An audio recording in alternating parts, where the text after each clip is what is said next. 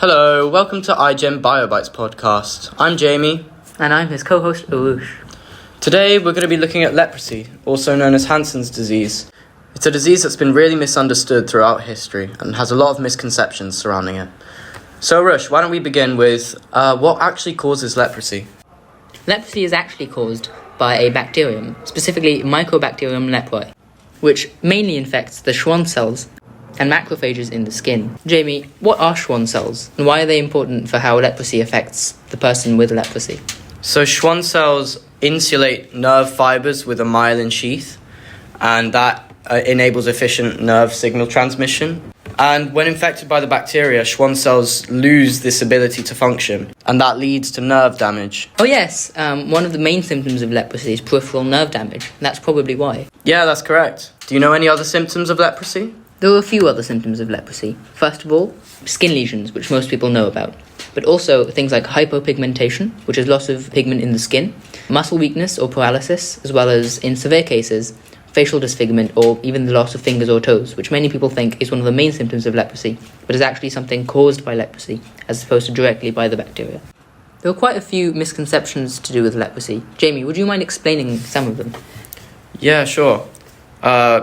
One thing that a lot of people think is that leprosy is really contagious, when in fact it's one of the least contagious diseases. Around 95% of people have natural immunity, and it requires prolonged close contact to spread, and even then transmission's rare. Another one's that leprosy causes body parts to fall off, but it really doesn't. Instead, the disease damages nerves, as we said.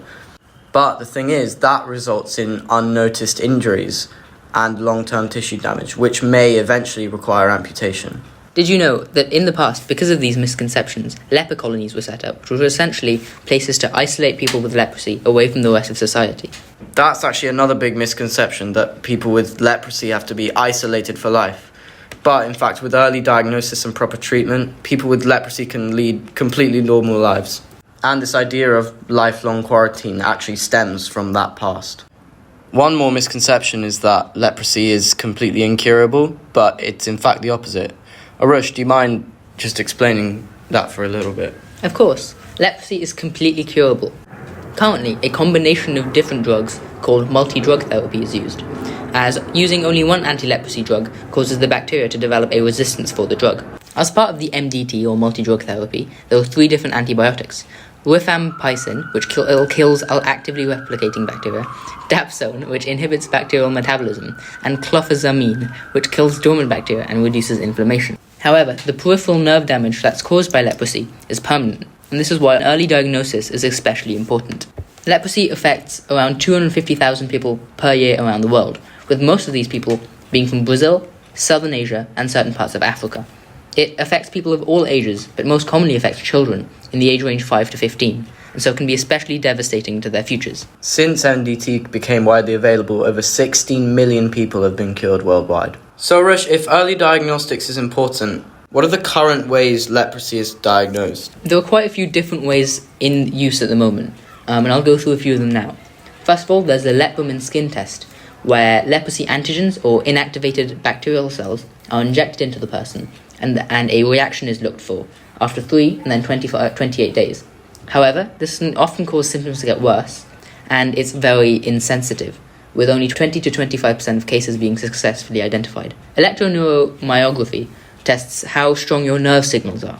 However, this is also used for other neurodegenerative disorders and doesn't necessarily directly target leprosy. The next diagnostic tool is the skin slit smear test, in which the lesion, which is suspected to be because of leprosy, is cut and the tissue fluid and dermal fluid is spread onto a microscope slide and then looked at by a pathologist to try and identify the bacteria in it.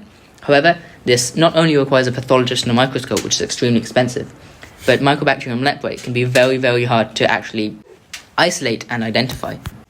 Jamie, this disease has been with humanity for thousands of years, but what's the emerging research like? Well, there's some development of molecular tests that detect bacterial DNA for earlier diagnosis before symptoms appear. And there's also exploration of vaccine candidates to protect individuals at high risk of exposure, like family members or partners. Well, Leprosy may be one of the most misunderstood diseases in history, but as we've seen today, the truth is very different from the myths. It's not highly contagious, it doesn't make body parts fall off, and most importantly, is completely curable.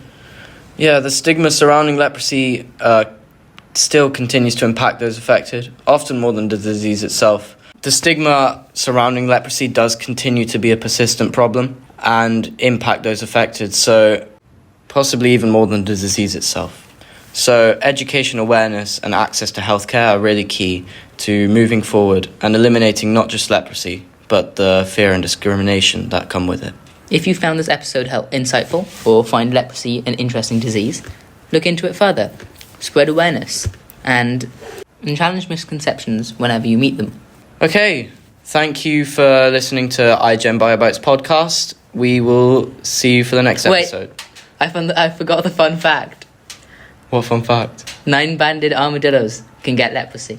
9-banded armadillos can get leprosy. Yeah, and mangabey monkeys and also red squirrels every so often. Amazing.